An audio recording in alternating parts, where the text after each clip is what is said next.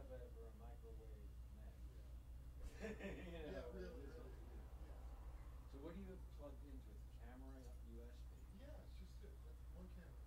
And plenty of sound through Pro Right. Tools. So, So and the Pro sound Tools is is really good. feeding into Yeah, yeah. So I have good audio.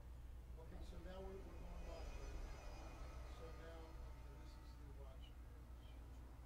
And so now I gotta go down here and get the share. And then I'm gonna post that.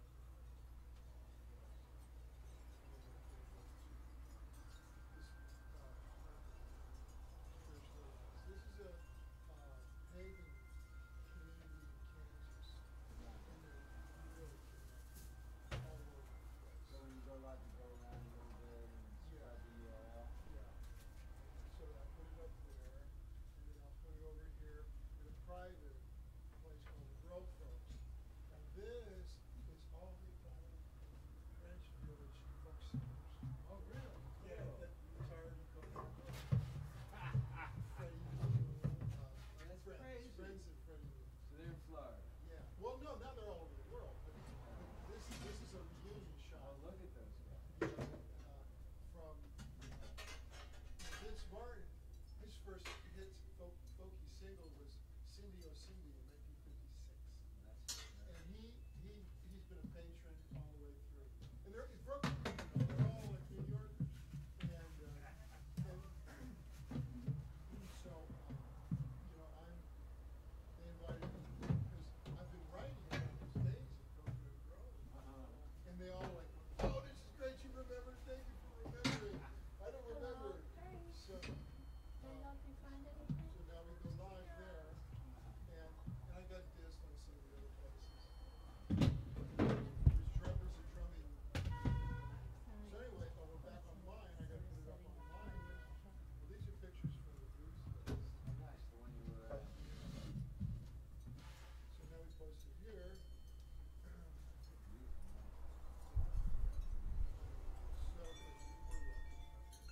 So anyway, so you can click on it from any of the Right. website. So then somebody sent me oh, this is a funny picture. This is me at 15, I was 15 years old. We're talking Which about- group is that? This is Johnny and Jim Thomas. Yeah. I'd like to see it. Charlie Sixer, everybody. You guys went for the costumes. Oh yeah, Actually, that was this costumes. is Clearwater Beach. Yeah. Boy, you guys must have fun during spring breaks and stuff when everybody urged you. So how we doing? What is that? So anyway, It's a wand. so that's, Oh, a sound so code. anyway, we're gonna go back. So this is 10 seconds of moment, because it's going out. Right. So, like, what kind of viewership do you get? Yeah, it's hard to read. It's hard to get the analytics straight. I mean, I've been studying Google Analytics are like the most confusing thing. It's really, But, again, that's so cool. so, this is, what? Okay, this is what else I'm doing. Light control. Okay, go back here and cards, okay? Do something like this, and card. Bracelets? Is it handmade? Here. And, Where does the card get pushed? it's live, it goes right over the screen. Oh, so it's like a key. Yeah. It's, okay, so this is one of my popular CDs on iTunes. Okay? Oh, nice. So I grab that, I come back over here to, where was I? Yeah. Put that in there, merchandise. And they get a piece of that actually? Shoelaces. No, so like they, No. YouTube does not get a piece of this action. right, so just iTunes app. CD. So it's like, Yeah, I'm on CD Baby too. I like it better than it's Film Baby. I'm just going to the book room. They were expanding.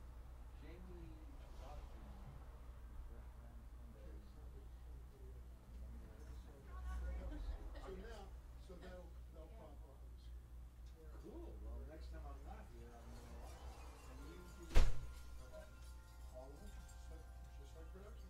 Awesome. Show. I thought maybe it was the Friday night special. No, it goes 3 times a week, just like this. I know how to keep a regular production Oh, schedule. yeah. Of course. And I like it. It gives me a sense of comfort because I can see the big picture. Oh my God, we have an astounding amount of footage. Well, that's great. Just astounding. The good thing is you don't have to have tapes anymore. It's all files. It'll all disappear, when Al-Qaeda or whoever drops the web, but This week I thought something was happening with United Airlines and the NASDAQ both going down the same afternoon. Oh, really? Yeah. glad I didn't know about it. Oh, you didn't know? No, It was I've been serious. isolated. This week was good. The NASDAQ was down, I'm not talking about down in points, but off, not working in the Well, middle of the it was day offline. for 4 or 5 hours. It's the longest ever. And they said it was a bad router. So, yeah, exactly. So some people, because they had been penetrated a few years ago, and the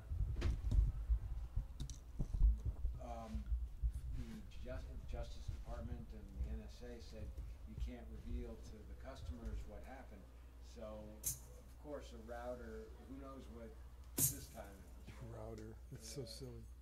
Well, when I was leaving the rock and roll business as a full-time job, and I ended up at Stanford Research Institute. I was invited because I was living up there. Right. And so they gave me security clearance and hacked the system Yeah, because they needed people to try to penetrate. right, exactly. Because what had happened was that he confided in me. He told me this. He said that,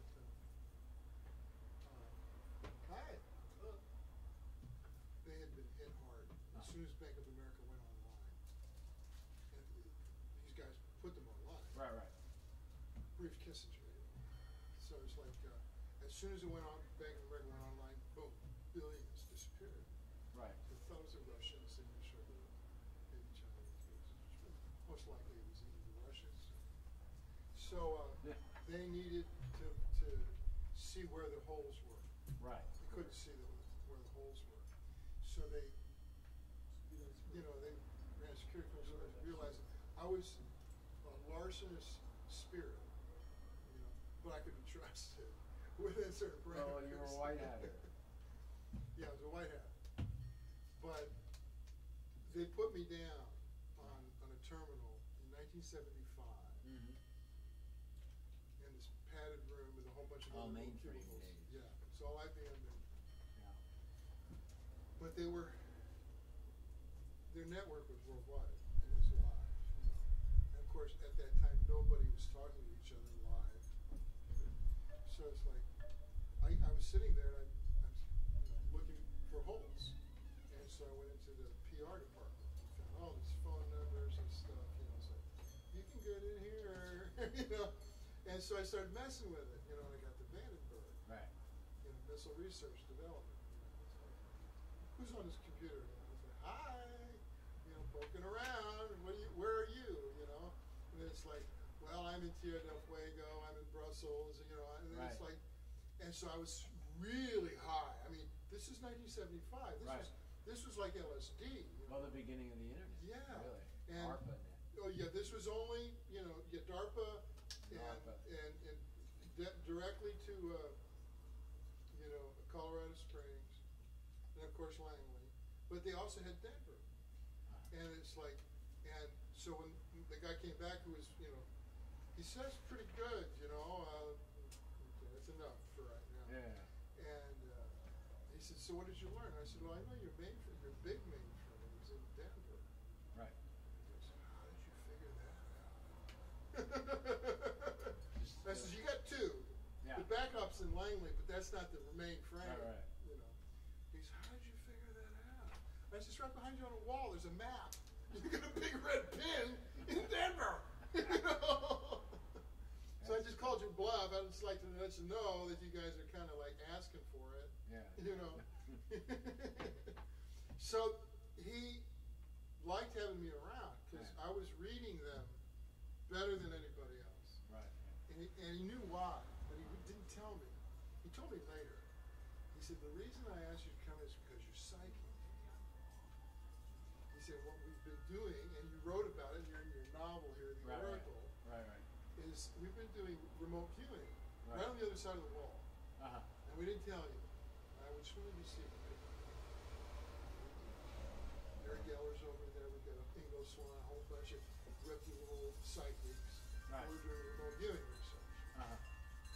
And you got it all. You read it. I read what your fantasy, fiction. It's true. This is exactly what's been happening. Very cool. So,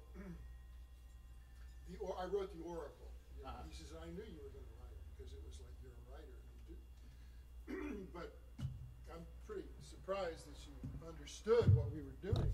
And I said, well, I've been into like this Eckankar and soul travel and all that stuff since I was a kid. Right. And so, and I always believed that, you know, it was a tool, you know. Uh-huh. And I've been wanting to write psychic spy novels since I was a kid. And so like this, before anyone was talking about it. So it kind of shook my world because suddenly everything was not what it seemed. You know, like they were doing remote viewing in Russia. And I was writing about it as fiction, but it turned out to be true. What's his name? I think talks quite a bit about it in Scanners Darkly and Waking Life. Phil K. Dick. He's great. I love him. He's a sick writer. Have you seen the animations that have been made of both of those? I don't think so.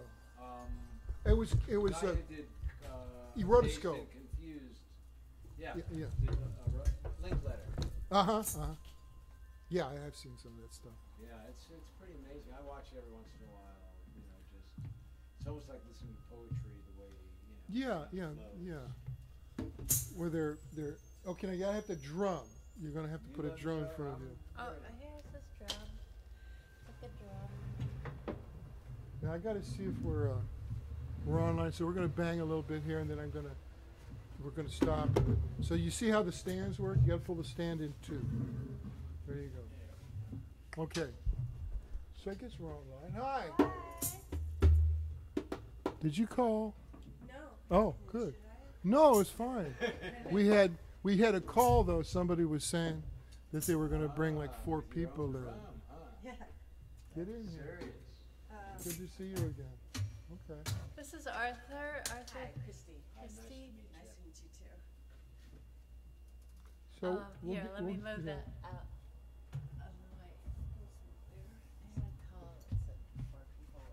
Oh, okay. Do you want me to sit somewhere? You're good. You're good. As they come, first come, first serve. Okay. No, you got preferred seating. You know what? I'd rather sit there so I can watch you. Yeah, good. Okay. So that's Just put this. Okay. And the reason they liked me is because they were huge Tim Buckley fans, and they met That me at makes Stanford. sense. Yeah, they met me at Stanford. They came up at Stanford. We were playing with Loggins and Messina, and they came up and said, "We would like you to come see where we work."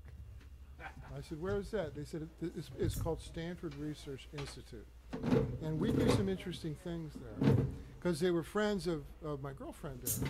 And so as it turned out, I met the most incredible team that he put together, where they were building everything from the internet to scanners and everything else. So it was pretty exciting. Okay. They were one of the first connections I made. But so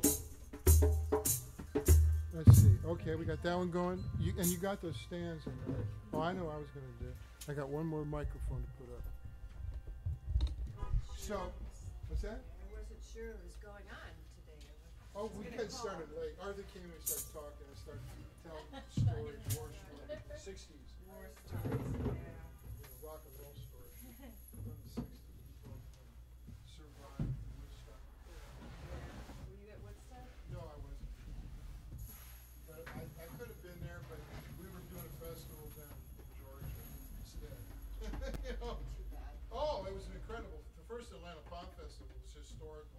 its own right, just like Woodstock was. It's the first time that many freaks got in one's position south, below the Mason-Dixon line. It was terrifying. You know, the rednecks had no idea what to do with, 150,000 freaks. And it was like, everybody was there that was at Woodstock, and it was just like, it really shook up, Georgia, that whole month. They were never the same after No, that. they never recovered. It was like the debut of the Allman Brothers, the debut of Oh, Johnny my. Winter, well, it's like Janice was there with the full band. Really? Yeah. She was great. And just after that, like the Doobie Brothers came out of there, You were Grand Funk and Railroad. I was not there. I was in New York at the time. Did you go to Woodstock? I wasn't at Woodstock, but there was. If you're in New York, you were at Woodstock. Well, there was a TV show that Dick Cavett had. It's become known as the Woodstock Show, Oh. and I was there, and Oh my gosh. Joni Mitchell was there, and the Airplane was there. Grace Slick was insane, and Cosby, Stills, Nash was there. And Hendrix was supposed to be, but he was out of it as it he said in some You didn't know hotel. where he was. Well, they were just hoping he was still alive. Wow. But Joni Mitchell did not go to Woodstock. She was at the Plaza Hotel, and that's where she wrote the song Woodstock. Yeah. Why did she go to Woodstock? Because she had been selected for her national television debut for this show that they got, and they didn't want her to miss it. So her manager said, "Do not go to Woodstock. Oh my Even if God. no one else makes the She show, probably regrets you that. need to be." Well, the song that she wrote, is I don't know if she could have created that same vision had Yeah. she been there, because it was her imagination. Well, Crosby talked about that. He said he tried to write a better song, and he was there, and he Yeah. couldn't do it. Yeah. She was at that perspective where she witnessed it as a media event, as well as Right. a cultural She had that event. distance Yeah. from the 7th floor of the Plaza Yeah. Hotel suite. Richard Perry's penthouse. Yeah. They flew in Cosby, Stills, Nash, and they flew in the airplane. Yeah, because they couldn't get them in. They closed down the freeways. Yeah. Oh, that's what I was going to do. But it was Microphone. pretty wild. They still had mud on their boots from being up at it. It was a Quite rainy crowded. It weekend. was raining. Yeah. I remember seeing that. Yeah, yeah. So were you ever at any festivals that? I was at something in Ontario. It was California Jam. They tried to recreate something like a Woodstock, but it was. I think the headliner was ELO, I believe, or Yes. nice. It was either ELO or Yes. I can't remember which one, but. Yeah. But it had, it was an all-day festival. It wasn't anything. It was 3 days. Right. I've been to different, different concerts, lots of rock concerts, but not anything like that. Yeah. Nothing could compare. Do they still have them like that? When I was playing with Tim Buckley, we played in England at the Nebworth Festival, which was huge. It was like Woodstock. It was almost that large. It was the first attempt to have a large-scale festival in England. And that was in 1973. They have the glass. Yeah, Glastonbury. Yeah, I'd like to do Glastonbury. They still have that. Yeah, yeah. And of course Isle of Wight. But Yeah. but Nebworth was interesting because it was on private land. Some prince, I forgot who it was, just opened it up, and it was amazing because it was just rolling private country with deer and huge old trees and stuff. And we were in a limo, and we'd been traveling for over 2 months, and my brain's completely drained out of my ears. And I'm asleep in the back seat of this Jaguar limousine, the only one I've ever seen. It was so cool. And I'm sleeping, and I'm smelling. I'm having auditory hallucinations. I'm so exhausted because I'm so homesick. I'm believing that I'm smelling greens, cooked greens from Macon, Georgia. Miss Hudson had this famous restaurant, H&H restaurant. in Macon, Georgia, and everybody at Capricorn would eat there, breakfast, lunch, and dinner. All the Allman Brothers and Eric Clapton and whoever was in town, and the jukebox, incredible jukebox. So that's, that was breakfast, lunch, and dinner for years for me. And there I was, like, being so homesick. And I was thinking about her peach cobbler, and the greens and the cornbread and an incredible iced tea, And I wake and I look around me and I'm in England, for Christ's sake. And it's like, then we drop through the valley and there's hundreds of thousands of freaks, hill after hill after hill of rock and roll freaks, And this huge stage that with banners on it, it's like medieval England, And we drive around behind the stage, and there's Mrs. Hudson's people from Macon, Georgia, cooking food for the Allman Brothers. The Allmans just flew them all in, and it was just like, it's like it was okay from then on. So those festivals, each one of them were insane in their own different way,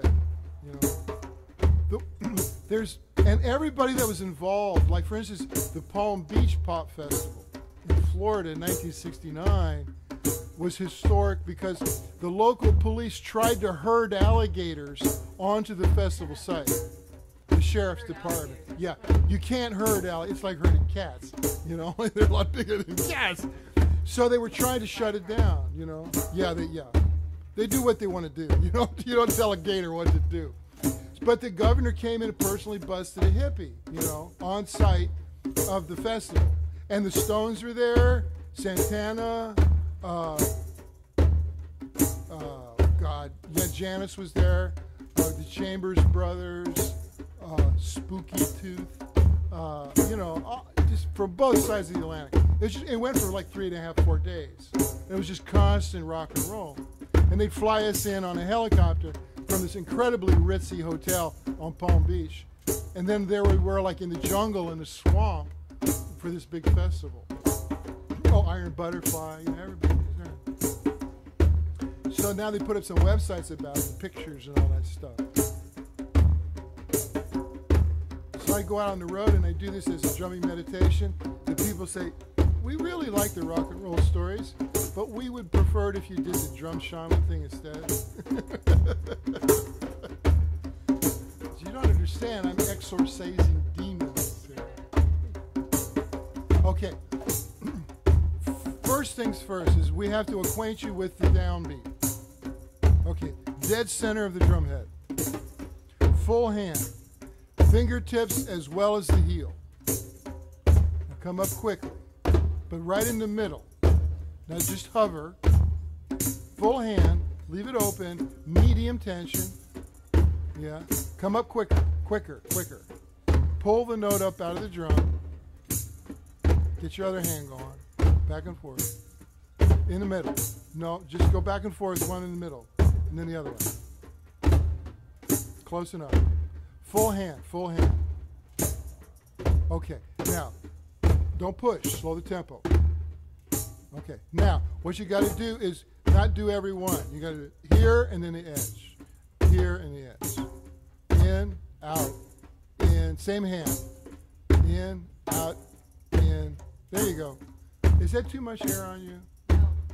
Okay, good, good, good, good. Okay, now, yeah, so the low tone, the downbeat, that's the heartbeat. That's the anchor. That's what created rock and roll. Come up quickly, though. Come up quickly so you hear the tone. Can you feel that tone? They should be vibrating in your body. Full hand, not the fingertips.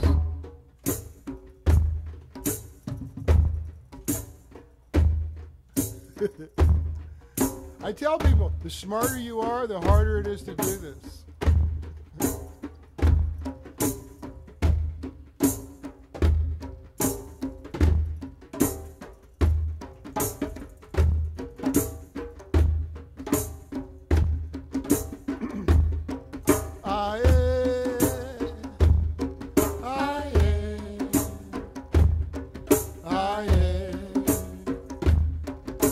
Aye,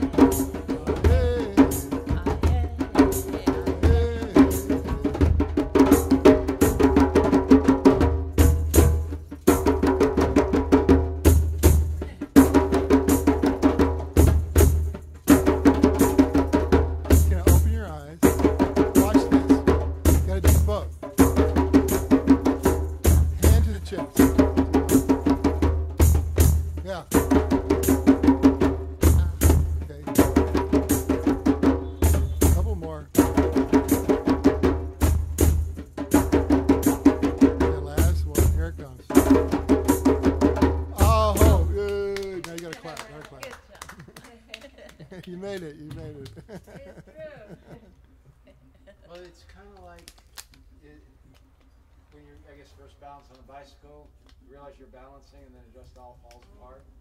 Yeah, yeah, that's what I refer to as a survival mind. You know, it's always critical. That's our 10-second playback. We're just that lets me know that we're sending a live signal out because it takes 10 seconds for. So when we're done, we can actually hear what we've just been doing. Kind of fun, you know. Playback. Yeah, sounds good. Yeah. So do you do this a lot? I just found them about 2 months ago. But it's like you walked into like a pool hall with your own. Well, I've had this for about 5 years, and I play rarely. I go to a drum circle in Culver City, and in fact, I was wondering if you ever, it's a meetup, a drum circle once a month. I think it's the last Saturday of every month, and they could use someone like me. Oh, that's sweet. I'd be curious. The 'Cause guy that started it is moving to Santa Barbara, and they have sometimes some really good people show up, and then they go over to Motherland or they drum circle down. Yeah. in Limerick. So you see that this is a different approach, though. Yeah, no, but they could use a leader. Yeah. Yeah. You know, and they get some of the belly dancers to come down and do that, you know, but it's fun, and that's where I started to really play, because I couldn't play in my apartment, and I didn't really have any instruction, so I just been watching Well, you're others. good. I just watch others, and he helped me a lot, you know. As you can tell, I haven't done this a lot. Yeah, but it is like riding a bicycle. I bet it's very primal, you know, Oh, yeah. just get in your body, you know. Well, also when it starts to feel good, it's almost like I drift. I close my eyes and I just start meditating, but it's like this is not automatic enough. It's an active meditation. Yeah, it is. Yeah. This is therapy. So yeah. So your brain has to stay present.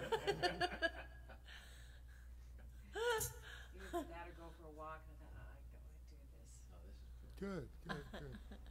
Because you understand how this flows, and I hear you a little bit, and it's like every once in a while you get a little more confident, pop off a little bit. I really encourage that. Okay. Yeah, don't be shy. Because I'm a foundation drummer. That's my tradition as a rhythm and blues drummer as well as classically trained. You know, so and I can show off, but people have to remind me, buddy, show off. You know, we paid our $20. Like, show off. Okay? And it's like, oh right, and then I'll do that.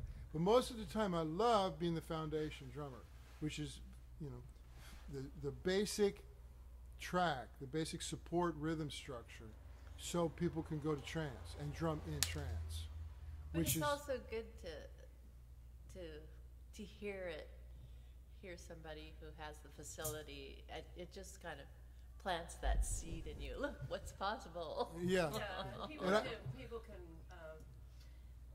follow that easier, and then they get better by following somebody that's a master. So what happens is I don't know what I'm going to play. When my hand hits the drum head, I do not know what it's going to be. It could be an infinite combination of rhythms that I'm completely familiar with. And so it's a surprise to me. And what I do is after I set the downbeat pulse, I start subtracting notes that I don't need. It's like sculpting. I'm taking away all the detritus that really obscures the beauty of the simple rhythm structure. And when I get it, usually takes a few bars, you know, less than a minute. And then I'll settle in, and there's where we're going to be. And then people realize kind of instinctively that this is where we're going to work from. This is our platform. And then you start to trust that that's going to be there. And that's the feeling that I like, that trust, that the group is all going to support this foundation. And it doesn't matter if you're playing it or not, as long as you at least hitting the downbeat, that's enough of a support for the group to have a consensus, you know. And that's what I think's probably different than, say, Motherland or the Culver group, where they don't quite address the downbeat with that much emphasis. Yeah, because that's my rhythm and blues background. because I know it'll work. If everybody knows where the downbeat is, it's going to work. You're going to be able to dance to it. The strongest drummer becomes the leader, and then everybody will follow. But nobody wants to start. And Yeah, they don't right. have the leader there, and Yeah. it's So like that's top dog drumming, and I've had to go out to a lot of festivals and deal, with that mentality. And the guys a lot of the times are angry. The ones that ended up trying to dominate a group, they hijack it, and they go off on their most own. of the people at the drum circle don't know much about drumming, so they're willing to. Yeah, yeah. It's a really open. It's open. The guy would bring all his drums. People don't have to have drums, and he would bring That's 10 or great. 12 drums. And so they would encourage people to come off the sidewalk and just play the percussion instruments or tambourines or anything to be part of the group. Yeah. So it's pretty low Good, key. good. I'm glad to hear that. Yeah. Because I've been, told about I had to go down to Florida because I created monsters all over the country with these drumming groups, and it's like it ended up in fistfights, in Jupiter, Florida, because you had the Afro-Cuban drummers going up against the New Age drummers, and it's like, there was, when guys drum and they get together like that, there's going to be like testosterone. Yeah, yeah. But this isn't like that. So I really, really, really encourage the women Yeah. to make the statement of how the group's going to go, and don't give off any doubt about you not being able to do it. Because my first drum teacher was a woman. Cool about that. Yeah, good. Like for instance, what we were just doing, right? The basic pattern. Now you bring it up in tempo. It's the same basic pattern. See, now where we were before is like here, right? Now this tempo, I'm really on to tempos. This is pretty much the tempo that we started with just a few minutes ago. To me, this is Al Green. Downgrade. Al Green, yeah. Al Green. Downgrade. These are the old rhythm and blues tempos that were love songs. Every Al Green song is pretty much at this tempo. Okay, so and the reason those tempos work as love songs because they've always worked, those tempos, since literally the beginning of time. So we go to those classic grooves from the great soul songs, rhythm and blues, primarily soul music, what I call soul music. And you find those grooves, and suddenly you're in an eternal state. You're drumming with drummers that have been drumming off of that groove for hundreds of thousands of years. And then I realized this when I was out at a pagan festival in Kansas. And everyone wanted to drum, but they didn't know what to do. And then my heart went out because these were people that were totally sincere. So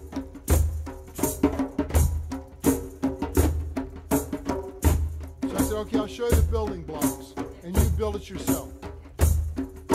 So, here's one little technical trick. Drumming in America was based on 13 basic drum rudiments. And they're basically like scales for drums. So when you start to learn to be a drummer in America, the first thing you learn was a paradiddle. Now you've all heard that word probably at some point or another, but not really knew what it was. Paradiddle. It's one of those weird, arcane, esoteric words referring to drumming. But the sticking, the sequence of your hands is what makes a paradiddle special. It's right, left, right, left, right, left, right, left. You're not ready for this. Okay, now you don't have to go there. You don't have to go there because the downbeat is still holding us together. Okay? So you can immediately stop stressing. You don't have to go there. But you understand that the paradiddle. Now, this is the slow version. That's the fast version. So, my point here is that you don't have to know all that stuff. But you see how I'm doing double notes? Just 2 notes.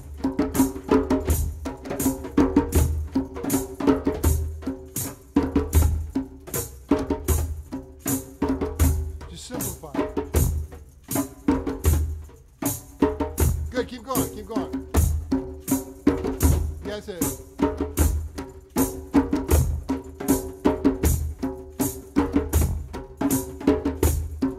Now I'll show you. This is the beginning of Afro-Cuban. Here's your downbeat. Just get on a downbeat. See, the critical mind, the new mind, hears the high notes and considers those more important. But it's not. The deep tone, the downbeat, that's the most important note. So, even as a beginner drummer, you nail the downbeat, that's the most important note. So the beginning drummer then is the most important drummer, because that's pretty much all they can do is nail the downbeat, right? So that, again, though, that's the most important note. So the beginning drummer feels a sense of worth right away. Instead of being outclassed, the beginning drummer is holding the foundation for all the hot doggers. And most of the hot doggers are playing from a dysfunctional place anyway. So the beginning drummer then develops this meditation to stay on the downbeat. Don't be distracted by dysfunctional noodlers. You know what I'm saying?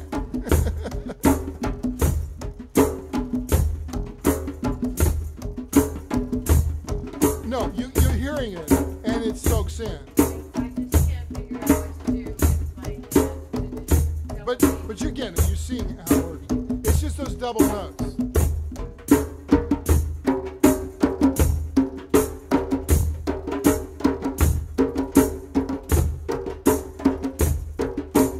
Yeah. There you got it. Good. You got it. Yeah. See, it's really simple. It doesn't sound simple, but it is. Feel. Feel makes it really interesting and sounds much more sophisticated than it really is. And that's the secret of great rhythm and blues, is that you find a part that really feels good, that you can groove to and dance to, and also it's not hard to play, because you're going to play it all night. Sometimes the drum circle runs 4 hours, they take a break, but, when you're finishing your hand for Yeah. Fascinating phenomenon about that, where people continue to drum even though they've hurt themselves, that their fingers are bleeding, and they've sprained their wrists, and they continue to drum. I've done that. And it's this compulsion that I don't really understand. But drumming is a painkiller. You drum and you don't realize you're hurting your hands. Rhythm is a painkiller.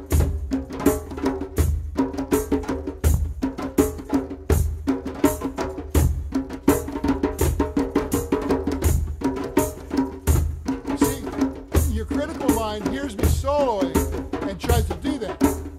So the meditation is to stay steady on your downbeat. That's one of the meditations. There's others. So everybody, when I'm doing the therapy drumming, I explain right away, everybody loses the downbeat. It's not a big deal. Getting back on the downbeat, that's what you want to remember.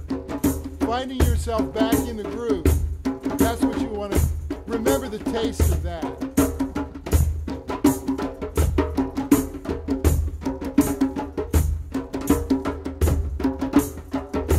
I have to watch myself because a lot of people saying this is better than psychotherapy. I said it is for a lot of reasons. I said the difference between drumming therapy and psychotherapy is that in psychotherapy you're using the intellect to try to fix the intellect. It's like, yeah, it's like trying to fix your car while you're driving it. The drumming removes the I from the anxious mind almost immediately. Rhythm does that to the intellectual mind. It separates the I. And why it does that, there's a lot of weird theories. I suspect it has something to do with pulse. A pulse, a steady pulse, tells the intellectual mind, the critical mind, that everything's okay. And it puts the critical mind to sleep. puts it in neutral. But that critical mind is tenacious. That's why I said that if you're really too smart, you won't be able to do this. Because it will not give up its control. Because it's based on its own survival. Right? And it's well-intentioned, but it gets in the way. And that's like what happens, the bicycle analogy. So what we're doing is we're moving the focus of awareness from the mind into the heart. So that deep tone, that downbeat, that's the heart. Now, loosen it up. Have you ever played tennis? Did you like to play tennis? Did you play tennis?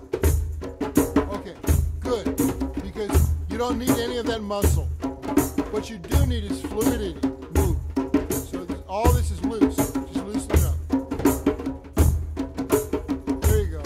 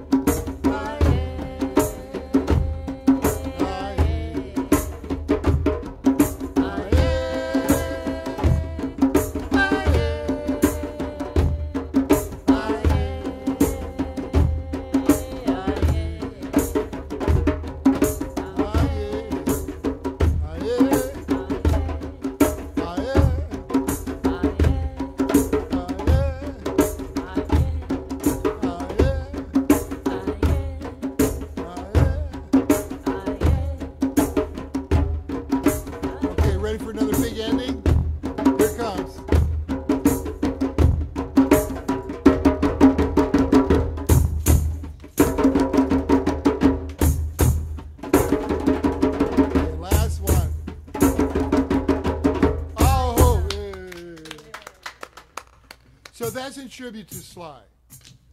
You thank you.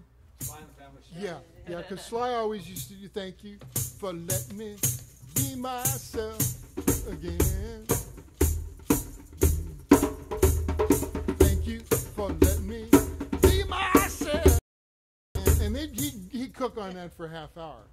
And just everybody just cooking. It's like a psychedelic gospel train. Just nonstop. And so, you know, what dawned on me over the years was that this was all sacred. You know, the stuff that seemed the most decadent was actually the most sacred, you know. From the outside, people are, oh, horrified, rock and roll. It's like, you know, bearded locust, you know. But inside, Sly was playing from the church. Just like Buddy Waters said, you got to have the church in you. And it's like everybody knew that. So when you heard, whether it be Al Green or Little Richard or Otis or Aretha, you could feel their sense of spiritual connection. And the connection was survival. You know, that connection was necessary to survive. And so I had to cook this down and say, wait a minute, the groove is connecting you to the survival. The groove is the survival energy. And it comes over on the slave ships, it comes over on the potato famine survivors from every different culture. They bring these rhythms to this cultural mix and then simplified, cooked down, just like a very good gumbo. You know, you just cook it on down till everything's blended, and then feed everybody. And it's like that analogy of how New Orleans and everything created American music. I always go back to that because it's like there's truth, you know. There's like this tempo here, old man in my shoes, no use singing the blues. Be my guest, you got something to lose. Lord, you let me take you on a sea cruise. Ooh-wee, ooh-wee, baby, ooh-wee, ooh-wee, baby, ooh-wee, ooh-wee, baby. Won't you let me take you on a sea cruise? Feel like jumping, baby, won't you join me, please? I don't like begging, but now I'm on bended knee. Got the boogie woogie like a knife in the back. It's a natural fact. Be my guest, you got nothing to lose. Won't you let me take you on a sea cruise? Huey Piano Smith, right? That was a hit in 1964. And it's so simple. That's all it is. Booms, bass snare, bass snare, bass snare. That's it. Now, again, what you're doing here is you're moving the low tone to the offbeat. So come back and hit the downbeat with me in the middle. There you go.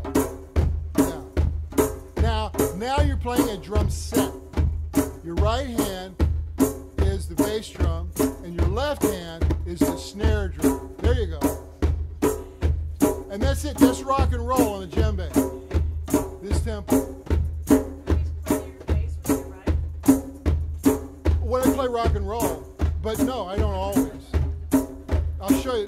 So this, I just wanted you to feel the up tempo. This is the up tempo. Now this is also the gospel groove. You know, and my tambourine is, you know, that is back to the gospel.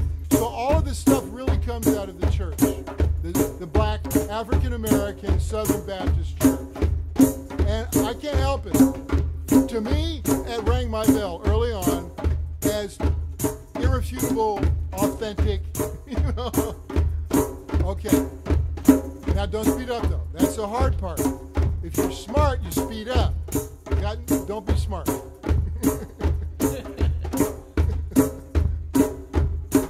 was hard for me. I'm brilliant. I was born a genius. It was really hard for me to get dumb.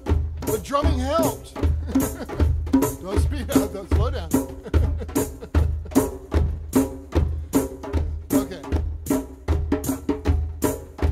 Okay, what else can we do here? There's a million songs to this tempo. Made a good job in the city, working all night and day. Never saw a good side of the city till I hitched a ride on a riverboat queen. But we'll keep on turning, proud Mary keep on burning. Rolling, rolling, rolling, rolling, rolling on a river. That's Tina's version. Ba ba ba, da da da, da da da da da da.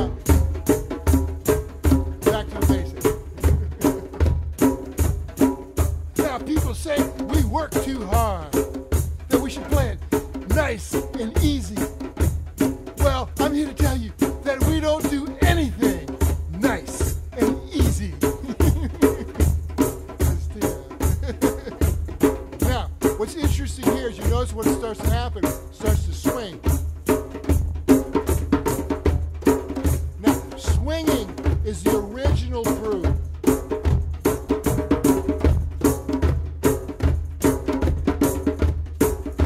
That's a triplet. Triplet, triplet, triplet.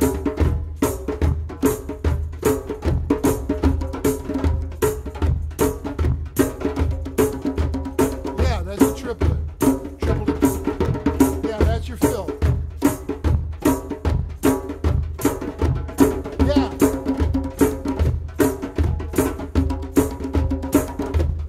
Yeah, yeah.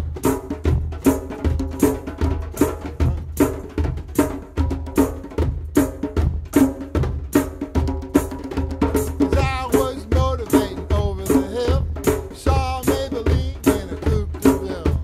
Can't down the old bend road, nothing can stop my V8 for Maybelline. Why can't you be true? Oh, Maybelline. Why can't you be true? You done started back doing the things you used to do. Here comes Big. Well, the motor cooled down. That's when I heard the highway sound. Caught Maybelline, top of the Maybelline. So, then we got everybody needs somebody to love. Somebody to love. Love everybody. Hey, look at here. Need somebody. How you doing? Good to see you. Well, sit down. Hit a drum one. Hit a drum one. Sit down and hit a drum. Yeah. Have a seat. So, when it settles in, the skipping, it becomes a blues shuffle. The blues shuffle is your power groove. Okay, now we got to do big ending here. Okay, now we're up here cooking with Chuck Berry. Now we got to do, remember the big ending? Now, big ending's a little different with this blues shuffle. Ready?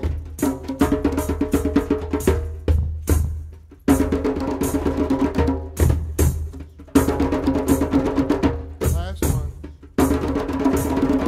Oh, yeah. That's a nice beat. Yeah. That's up tempo. And it's because I'm just, yeah, get in here. I'm just gonna stay for a minute. Okay. I gotta go use the loose. The first version, the first book of the history of the groove now is finished, and I just sent it off to the e-publisher. CD book, was it Book Baby? Yeah. Give them a shot, see how that goes. But it's about how these grooves evolve, because like the triplet, the 3-note combination, very mystical effect on the brain. All cultures use it for deep ceremonial trance. And all it is just going back and forth like this. Just do this. Right in the middle of the head. Nothing special. Just go back and forth. Now, the mind makes assumptions right away about what we're doing. Like where the downbeat, where the orienting note is. But what I'm going to do is frustrate that by doing 3. 1, 2, 3, 1, 2, 1, 2, 3. See how it messes the brain right away? Because you're used to letting your dominant hand decide what you think. Don't push. Now just stay relaxed, because we don't want to stress and blow a fuse. Nice and relaxed. So this is the slow blues. This is the original African rumba, the way it arrived in New Orleans on the slave ships. But it also came from Ireland, same rhythm. And the Mediterranean, and American Indian. So, but when it got to New Orleans, it got real simplified. So you go back and listen to Robert Johnson, it's all based off of this. You know, Hellhounds on My Trail, right? It's this rhythm. Lead Belly, all of them come from this rhythm. Why? Because it was the sacred Yoruba rhythm of the drum all across Africa. not just Mali, but every country pretty much base their sacred rhythms off of this back and forth of the hands. Why? Because when you go back and forth, the brain hemispheres go into synchronization because both hands are doing exactly the same thing. And now we know that creates parallel processing in the frontal lobes of the brain. And when that parallel processing kicks in, the anxiety level drops because the critical judgmental mind goes into neutral. And it doesn't realize that you just put it into neutral. So it just floats there and not deciding or judging anything. And it's become a strong psychotherapeutic tool, as well as a trance inducer. Just by going back and forth. In the 3, 1, 2, 3. And you can feel how the brain fights. The intellectual fights the body, trying to be in control of something it does not understand. But the body does understand. Just let your body play. That's why the martial arts guys love this rhythm.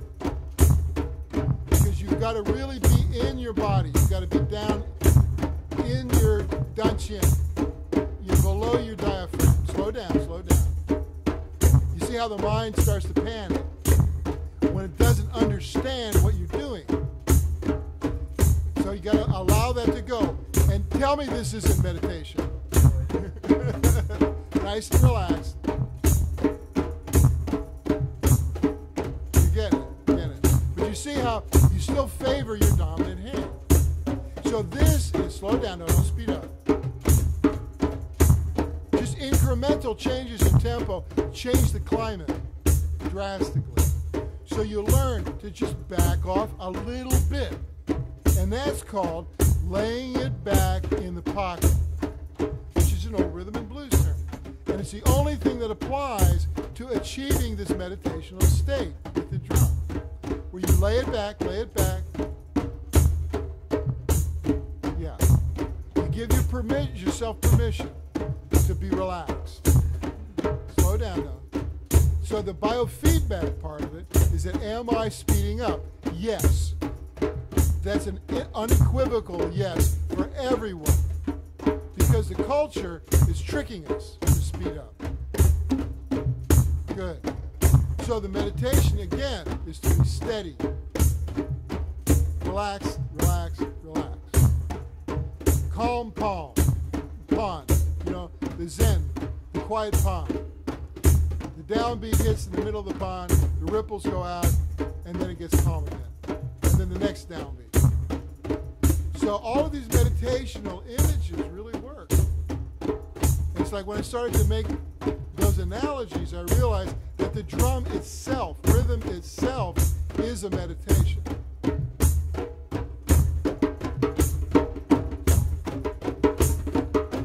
Now, in Cuba, this becomes guaguancó, which is the foundation for Santeria. And in Brazil, the macumba, which can be heavy duty, deep magic, or in Haiti. It's all based off this rhythm. So, like the beginning drummers in Cuba, they have to play this rhythm for 3 years, just this rhythm, before they can graduate to the second drum or the third drum of the bata. And as you play this enough, you start to realize all the subtle variations that are possible just with the same notes.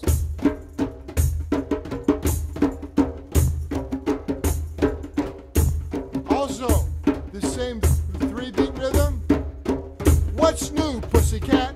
Whoa! You see, it's universal. You didn't think Tom Jones was like shamanic, but he was.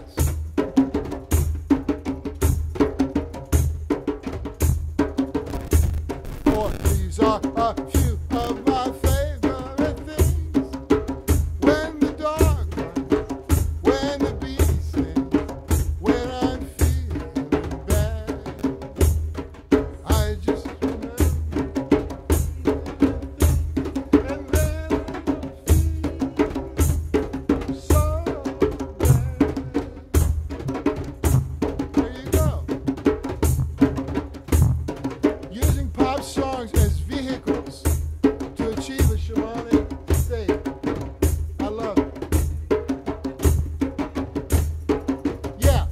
now you're giving up. Good. There. Yeah, you get back just on the downbeat. There you go. But wait for it. There you go. Good. Yeah, if you're a little late, that's even better. That's laid back. And if you can play laid back, the girls will dance. It's a cosmic certainty. Yeah. But you can see how jumping ahead creates anxiety. There you go. But you got to come get the tone. It's a musical instrument. Use your whole hand. Now, you see what happens? And you go fast. So you got to play back in a pocket. There you go.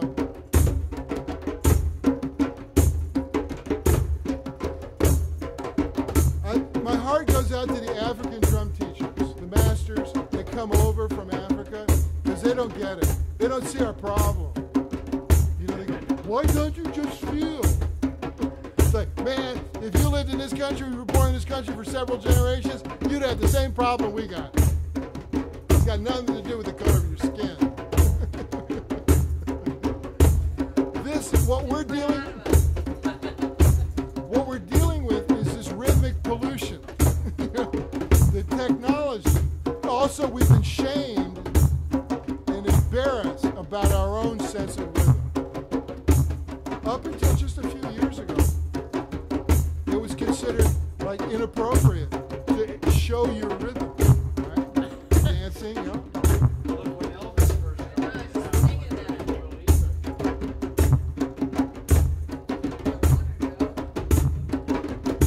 Okay, that's a good one. You know who wrote Heartbreak Hotel?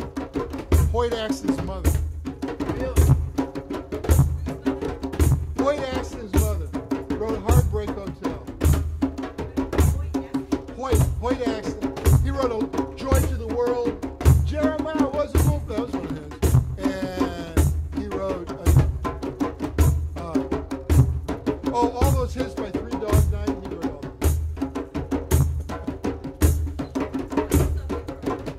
What? Yeah, Chuck Negron was in Three Dog Night, but he didn't write it. No. No, Hoyt's an Oklahoma boy.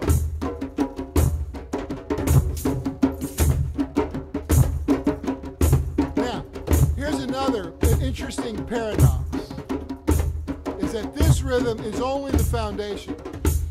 If you just address the downbeat, you can now switch dimensions through rhythm.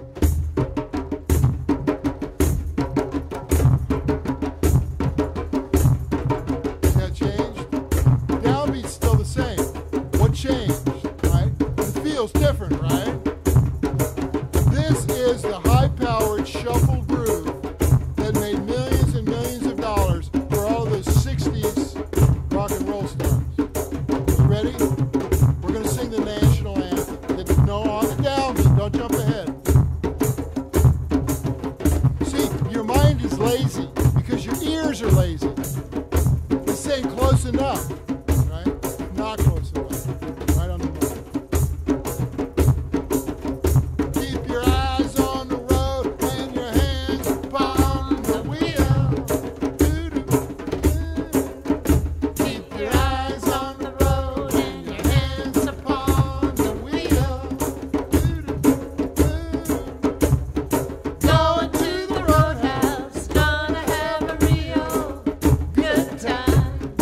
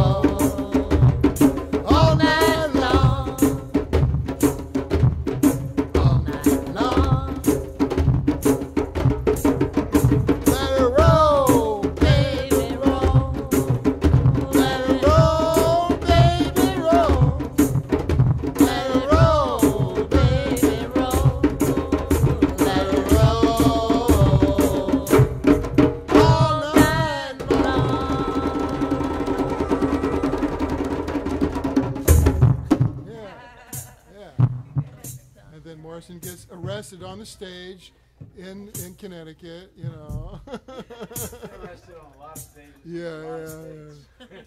There's footage of him. They go, he's got this look on his face. The cops are grabbing him. He's going, what did I do? What you didn't do. Yeah. What didn't you do? You know, that 3 one, the one where you go, where you switch hands? Yeah, the triplet. That one, like, I got, like, the biggest, like, healing rush Yeah. from that, like, after doing it about, I don't know, a couple of minutes. It just went. Isn't that great? Yeah, that one. And then right after that, you said it's when both, it gets both sides of Yeah. the hemisphere working together at the Yeah, same yeah. time. That was really interesting. That is the most powerful groove for healing, as well as ceremony. Yeah. The 3. It was like a, like when you get a massage, like all of a sudden, Yeah, you like it all synced up and all of a sudden goes. yeah, because everything balances with that rhythm, and it's a unique thing. And it's like I had to learn how to simplify that all the way down to just back and forth, where we started. Because having too much technique, you miss the magic that the basics offer. And that's a problem with most drummers, is they want to be busy and play I think fast. that's a lot of problems with most people, and they get make things too complicated. Yeah. And you can go down to the Yeah, simple yeah, basics. Yeah. So that's why I'm always coming back to downbeat, simple from that approach. And like and the healing that comes out of it was completely inadvertent, unintended. Because I was teaching basic rhythms, theory, but people were healing. And they'd come in and say, I could sleep, I felt better, my cancer went away, and on and on. And it's like, really? Oh, well, okay, I suppose those were side effects of the drum lesson. Right. So it wasn't intentional. Well, it makes sense, like ultrasound, how they'll treat, muscle pain with ultrasound, so that's just vibration. Yeah, it's all, right? that's So it, it's like, energy, it's you know, just manipulating energy. Yeah. We're just particle energy. And then there's all these cosmic similarities, like now with quantum physics and string field theory, in quantum physics, is they're coming back to saying everything is rhythm. Everything's vibration. Yeah, and it's like, and so they're labeling the different quarks. They're using rhythmic terms. Yeah, and suddenly they sound like shamans. They sound like, what?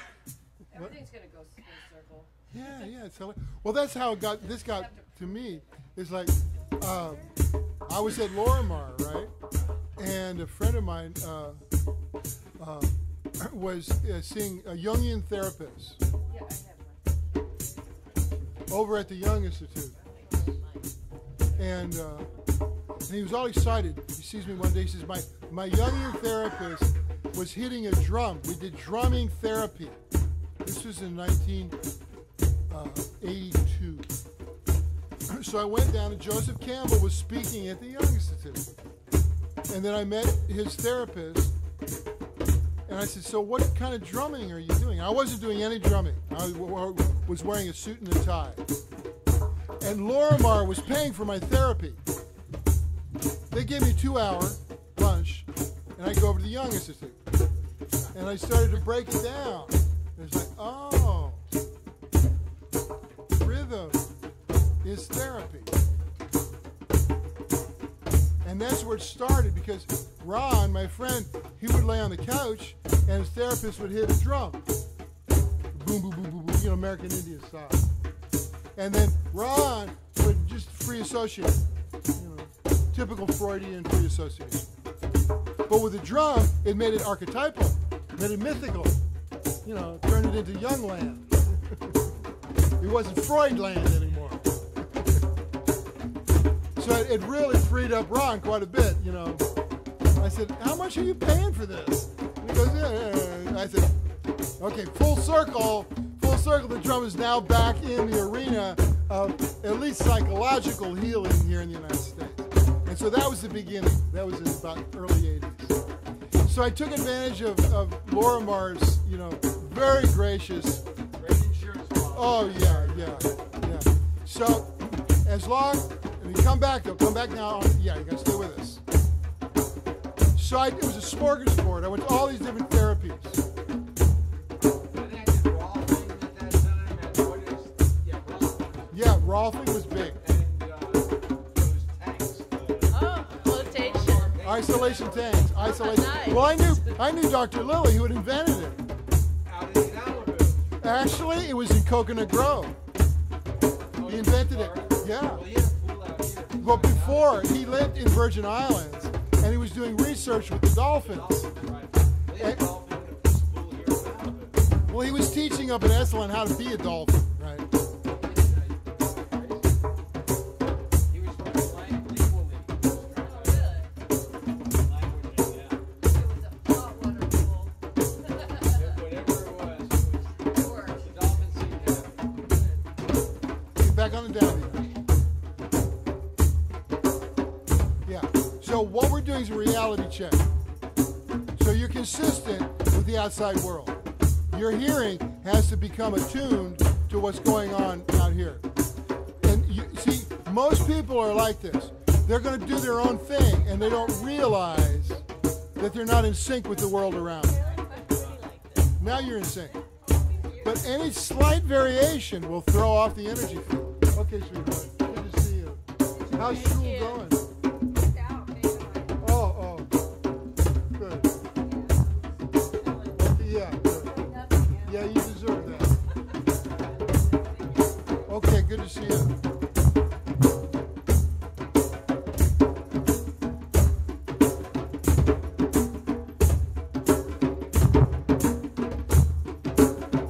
Good. Now you're starting to listen. Yeah.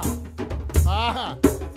You see, that's the intellectual mind, and that's what I say. That's the smart part of the mind.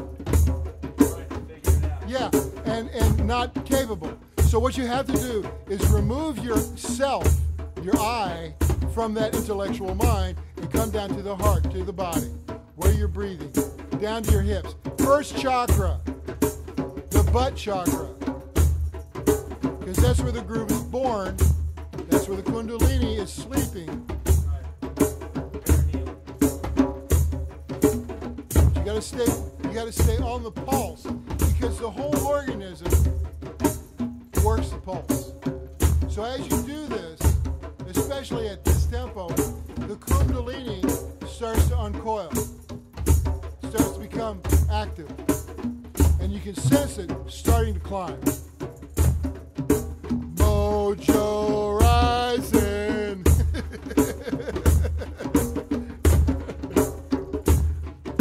He was no fool. He was, but he was not.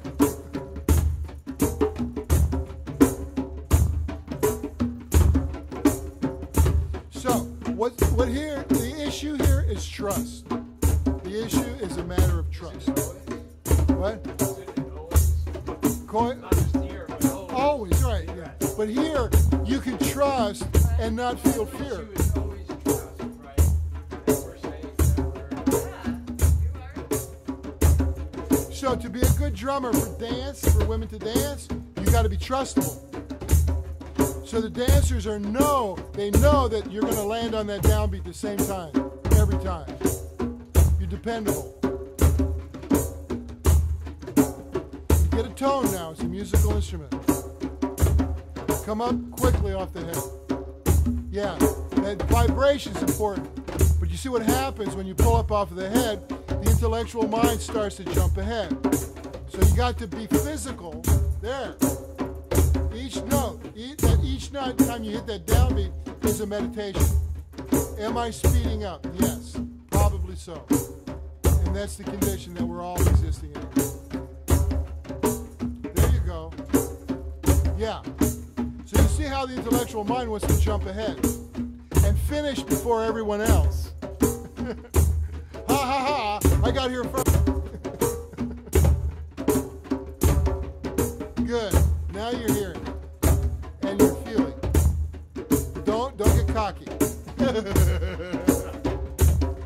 Because that's what happens. Because the ego gets pumped. Because the ego assumes that the ego is who's drumming. Because rhythm pumps up that part of the brain, stimulates the ego, and the illusion is that the ego is drumming. But the rhythm is a flow. It's the chi. and it flows through the drummer. But you can benefit. You get a charge if you can let the flow go through you unimpeded by psychology. There you go. Yeah.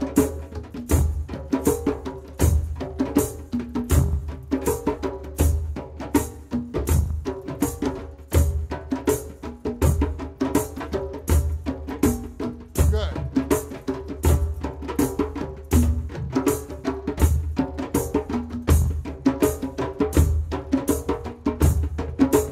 Wash away, wash away, wash away fear.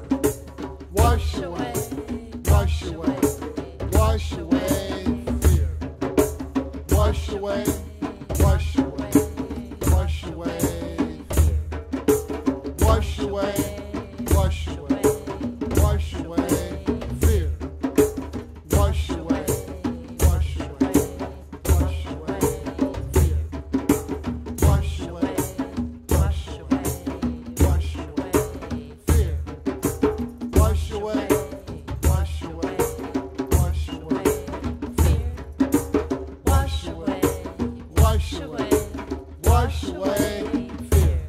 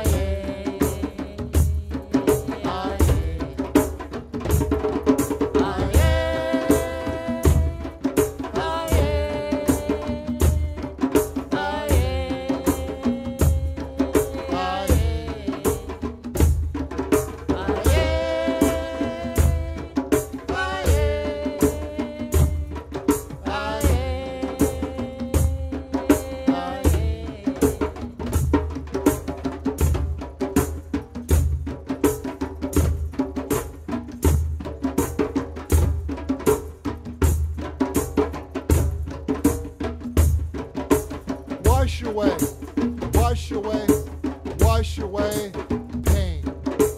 Wash away, wash away, wash away pain. Wash away, wash away, wash away pain. Wash away, wash away, wash away pain. Wash away, wash away, wash away pain. Wash away, wash away, wash away pain. Wash away, wash away, wash away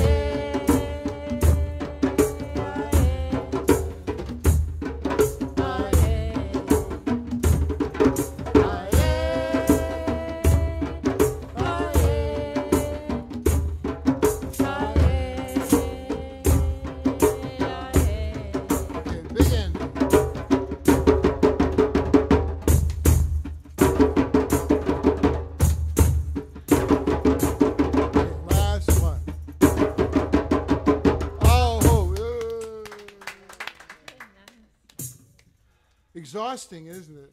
It feels good, actually. My Yeah. brain was like, I was having a little hard time. It was like I was like trying to reset my left and right, you know, because Yeah, I've good. been using this hand. Yeah, yeah, I good. used Is there a to. jam session tonight or what's going on? Yeah. We do this every Tuesday and Friday nights at 7 and Sunday afternoons at 3. We're calling it a drumming meditation workshop, Good. and go an hour and a half. We start at 7, go to 8:30. Okay, so you're almost done. Yeah, $20, out of and you're flowers. totally I'll go on invited. Sunday at Flowers. 3. Yeah. I do a real meditation, a silent meditation at 5:30 on Sunday, so maybe I'll do this beforehand.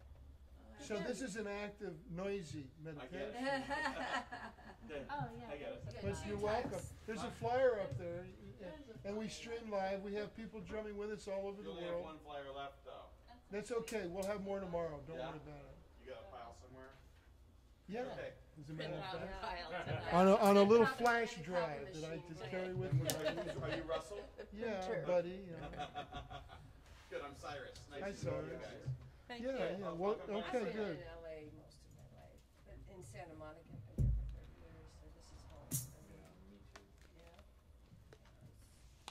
It is fun. So you'll notice now. Do you remember dreams? Do you remember dreams? That you Oh, have dreams? I thought you were talking about like a movie or a Oh, real dream. That's your what real I dreams. Yeah. Real dreams. Isn't that an interesting Real term? dreams? Yeah. Oh, yeah. Some Well, certain ones. sometimes this affects your dreams. The good ones. Not always, but Yeah, right. No, but this depends on the day. sometimes affects your dreams because you're rhythmically recalibrating a sense of balance. There's a lot of subtle things that shift. When you do this, you're processing psychology. Even if you don't want to, you are. So it's like, but it's all subliminal. Yeah, it's So when you're done, you go, well, I feel really good. I mean, mentally, I feel like pretty good, you know, as if stuff was sorted out and it's just sort of cleared. And like the RAM was just sort of just cleaned out for a while. So that's a fascinating effect of the flow of a groove. We have no words for this stuff. That's okay. Oh, good, yeah. So that's what I was saying. Your dreams might change, you know, and they'll have like symbolic. So dreams we're with going drums in to shut them? the circles. What's that? You have dreams with drums in them? That too. When I was I wake up like this. I used to wake up doing I this. can keep a beat in my dreams. I've woken up more than once doing this, I bet. like dreaming that I was in the middle of a drum solo. Were you good? Oh yeah, the dream? yeah. Oh, I was always good. Or was it a hard fit? Oh no. it's funny. Me behind a kit on a stage. But you have had anxiety dreams about getting to. Oh, getting to the Concert too. gigs. Yeah. Lots of that. Lots of that. Where's my car? Where's my drums? You know, and all that. Yeah, yeah. Yeah. But once I'm playing, absolutely no anxiety at all. Yeah. Yeah. Yeah, I had dreamed before I started to drive a stick shift. I dreamed how to do it, and then I was able to do it when I went to get this car. I never drove a stick in my life. That, I yeah. learned how That to happens do with. my dreams. Yeah. I just practice in my dreams. Uh-huh. So it's strange. But by one afternoon, I was driving a stick shift. And that was pretty Great. cool. That's Yeah, I did that with drumming, learning drum patterns like in a drum set. Yeah. I'd dream about it, where the feet and the hands were going. Yeah. But like this is different than a drum set. This is so incredibly simple that all the sophisticated rhythms that I learned on a drum set, you play them here and they're incredibly simple. By any chance, did you see the concert at the pier last night? No, we went over, but we just couldn't get down there wasn't. It was Morris Day. in time. Was it a good show? It was okay. I mean, it's not great, but I was just wondering if you heard it because I was interested what you thought of the drummer. I didn't think the drummer was that great. So He wasn't. You weren't that didn't make impressed it. with him. no, I We kind of heard it a little bit. We're going. It was too crowded. We said no, we're going to pass. Strange beat. Yeah. It just was strange. I just wanted your opinion. Yeah. No, that we kind of heard it. It didn't really move me, Yeah. and it was just too crowded. Because our It friend, was real crowded. Yeah. our friend was the stage manager, and he invited us to come down. He's the guy that hooked me up with this guy, Bosco France, that I played at a blues fest about 3 weeks ago down in Julian, California. called me out of the blue. Said, would you back up this blues guitarist who's like the winner of the Guitar Center blues guitar competition, and he needs you, you know. And I said, sure, you know. And so we drove down to Julian, and just met the guy and walked on stage. It was this huge, you know, blues festival, and didn't know the bass player. Never, you know, Bosco had stopped in the day before just to say hello, and we just took off and played solid for an hour and a half, and it came out really good because he knew the same structures, the same rhythm, basic blues structures that everybody, you know, he'd done his homework, so he was not in over his head. He was really a good player. So that was exciting, to total stranger being able to go deep into the groove right away, and he was a good player. But that's, I don't know why I started talking about it. Oh yeah, so Scott, what's his last name? Not Mackenzie, Scott, whatever. Anyway. Yeah, he was a stage manager. Yeah, so he wanted us to come down, you know, and just hang out with him. He kind of tricked out the pier with a kind of a new stage and lights. Oh yeah. Oh, really? Okay. Yeah, they had like some kind of blow up. It was kind of this great like framing of the stage that was okay. different, and then they had these lights on the pier that was really nice looking. So Oh. we stepped up. I don't know if it was just for that show or for every show they're going to Okay. have, but it was nice. Well, okay, that's a good signal. You know, there's a once a month. Do they do that show? Every Thursday night. For the- Every Thursday So Every night. they Thursday start night. late in the season, right? It started last Oh. night, and it's going after Labor Day. Okay, so then, Every did he say who else was going to show? It's on this website for Twilight Dance Series. Okay. You can see it. I can't remember. Okay, because it's fun to It's go gonna be down there. one person that's just the Jefferson Starship, I think. Oh, I think really? the Jefferson Starship. Jefferson Starship. Now, is Grace Slick Marty still Ballin. down with that? Marty I Ballin. don't know. Marty Ballin's usually out on the road doing that as Jefferson I think Starship. I think that's One of they're them. called Starship, I think. Oh yeah, so it's probably. Well, I don't know if Yorma joined him back up, but it don't was know. I wonder Cassidy. who the reggae I band heard is that here. last night. Cool. No, they're good. They're You know good. who the reggae band? No, I didn't look at the lineup. I They just once had Jimmy Cliff. Yeah, Jimmy Cliff's great. they had a couple of good bands last year. They had a couple. You can get it if you really want it, but you must try and try.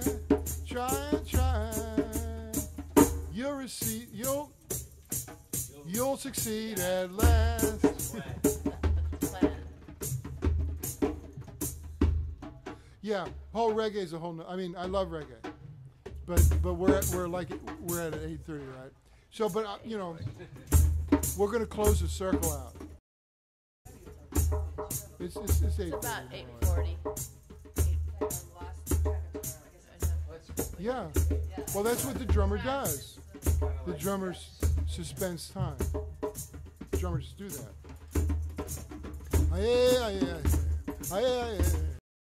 Thank you, powers of the East. Thank you, powers of the East. Thank you, powers of the East. Thank you, powers of the Thank you, powers of the South. Thank you, powers of the South. Thank you, powers of the South.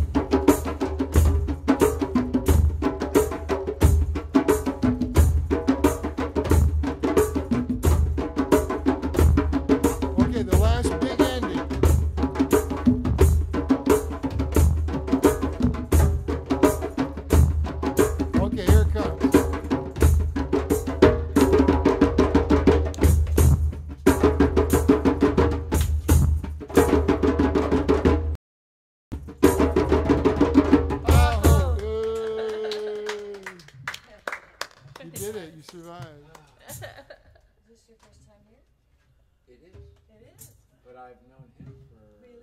ever. And back to Yeah, the we com. went back to the Back 80s. to the com? Really? Yeah, Well, notorious. Checkered past. Exactly. Oh. But I used to go to a lot of kirtans. It's like yoga music where Oh, you basically sing mantras back and forth, and there's a lot of rhythm with it, a lot of drumming. It's harmonium drums. So I like doing that, but it's kind of like the whole style of it is you don't really care how you sound or anything. It's like Or just beats the it's very drums. loose. Oh. Well, no, because they're singing, but it's very loosey-goosey, so people feel comfortable. Yeah, yeah. That's great. And then you guys came Well, here tonight? okay. Well, I live locally. Oh, but you've never been here? Yeah, we just Well, I didn't know reconnected. you had You just anything. reconnected. Oh my gosh. In 1983, 82, 83, there was a notorious after-hours illegal nightclub on Sunset Strip Uh-huh. at the corner of San Vicente and Sunset. Yes.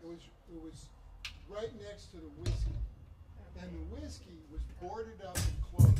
Yeah, I The remember. strip was desolate. There was only the hypnotist, and everything else was gone, Oh.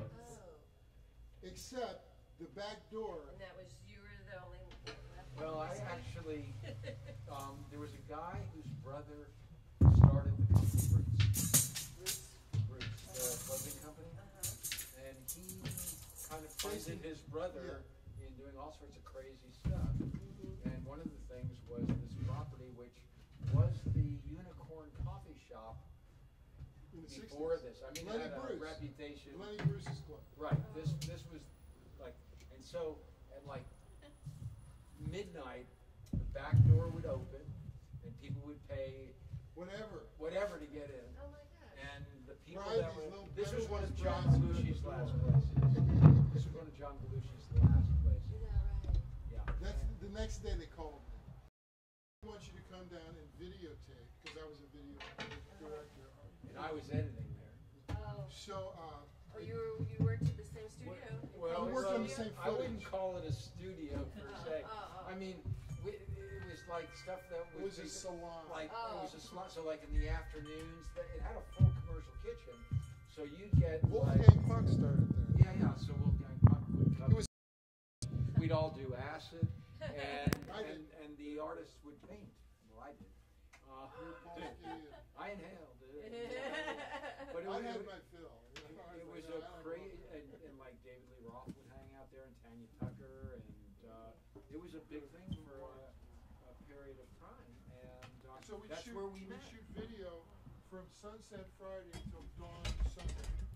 Did you make that into anything? Yeah, we invented MTV basically. Pretty much, this was like the beginning of that. Yeah, but also a project that I didn't work on, but Russell did, was New Age Theater, which was really the first New Wave Theater. New Wave Theater, should be. Although the sequel Punk should be into New the Age. thing. So Peter Ivers. I and was all I was that stuff. doing an Andy Warhol, shooting, just setting the camera up and letting people just breathe. And crazy footage of like the celebrities. I love that interview with Gary Weiss where he said, well, what would you, if I asked you, what do you think of Gary Weiss? And you were like at the, how would you describe it? So it was like esoteric conversations on drugs. And some of them were really great. and Some of them of can be really great. Yeah, what was that So you performance can art remember, group there you that, go. that Thank you. did all the acrobatics? Good to see you. Oh yeah, they were amazing. I forget what they were called. But The you were very Kipper twins. Oh, if you, I was around Santa Monica for a long time. Well, me Uh, too. But what kind of stuff do you do? Well, maybe, I don't know, do you know where the self-realization Yes. or Yes. Well, not agape, but self-realization. Sometimes I For- go there. For a while, I spent a lot of time with I did a, we have this up there. We found some other pleasures of the drawing. Oh, yeah? Oh, I bet. Black Yoga garden. practice. Amazing. Are you a yoga teacher? I made a film about yoga, and I taught for a while, but I moved back to. I used to go to Brian Kest's place a lot. That's where. I used to go to there, Well, but so did you ever see the film that I made about? Because it's like the history of that place. no. Would you like a copy? I've got one in the car. Sure, sure. So you know Is that Brian your yoga very movie? well. That you're What? talking, that yoga movie? Mhm. It's good. It's the place where, but the place that's in it for the Dance, most part. dance hall? Yeah, yeah. I filmed so much up there and at Exhale. And, Okay. You still go to it? I don't. I don't like the new studio. The one No, on I- Second Street.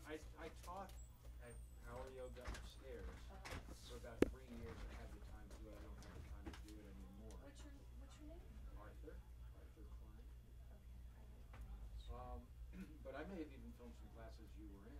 Oh, I doubt it. I would have noticed. I just didn't do. I have been doing a lot of yoga for years. I want to actually go back. But I don't. I am. You know Eric Schiffman at all? I know the name. Okay. Yeah, I know. He was in the film, and he and I are partners on his website, which is yoga and meditation classes, and he kind of did that as a side thing because he needed it done, and I said, well, if you want to partner on it, we can do this.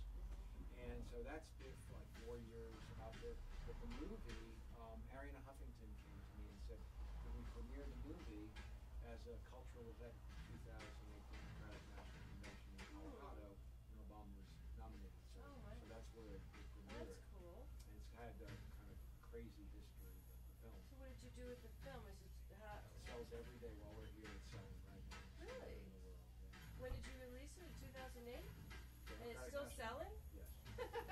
Well, that's a great thing. Yeah, It's yeah. amazing. Do you sell it online as well? I just saw it online and at CD Baby, which used to be Film Baby, but it's very loved. It's like a child out there in the world. It's funny, I haven't watched it in an awful long time. Yeah, you know, yeah. to get Well, through. you got so close to it working on it. So what do you do? I would do image consulting and life coaching, personal development. Oh, really? Yeah. So. And do you train for this, or is this something that? Well, you it's developed I through- mean, I kind of fell into it. That's a long story, but my background was in the garment industry for 20 years. I was- East or west? Well, you must have been Here, out here, California. yeah, at the Mart. And no, I was in a manufacturer close to downtown. The Mart is only for sales offices, but we sold to majors like Walmart, Kmart, JCPenney, Oh, Sears and big, stuff. big So I did large volume and stuff.